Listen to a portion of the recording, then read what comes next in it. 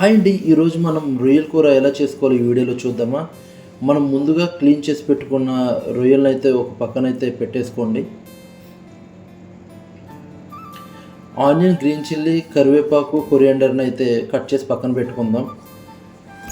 ఆ తర్వాత స్టవ్ మీద అయితే ఒక ప్యాన్ పెట్టుకొని తగినంత ఆయిల్ అయితే వేసుకుందామండి.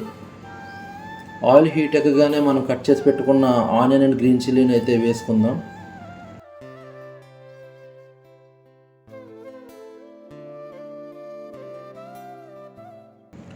ఆనియన్ ఫ్రై అవ్వగానే కొంచెం అల్లం వెల్లుల్లి పేస్ట్ అయితే యాడ్ చేసుకుందామండి. అల్లం వెల్లుల్లి పేస్ట్ పచ్చివాసన పోయేదాకా అయితే ఉంచండి. తర్వాత మనం కడిగి పెట్టుకున్న రొయ్యలను అయితే యాడ్ చేసేసుకోండి.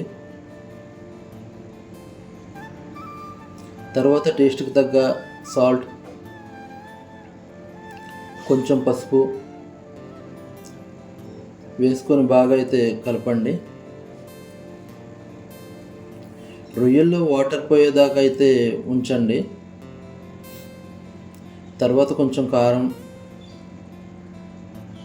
ధనియాల పొడి,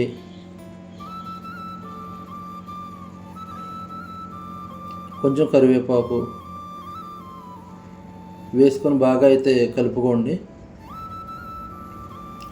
మనం ముందుగా తీసుకున్న టమాటా ప్యూర్ అయితే వేసుకోండి.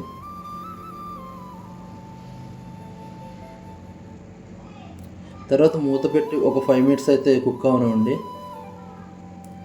తర్వాత అందులోకి ఒక గ్లాస్ వాటర్ అయితే యాడ్ చేసుకోండి.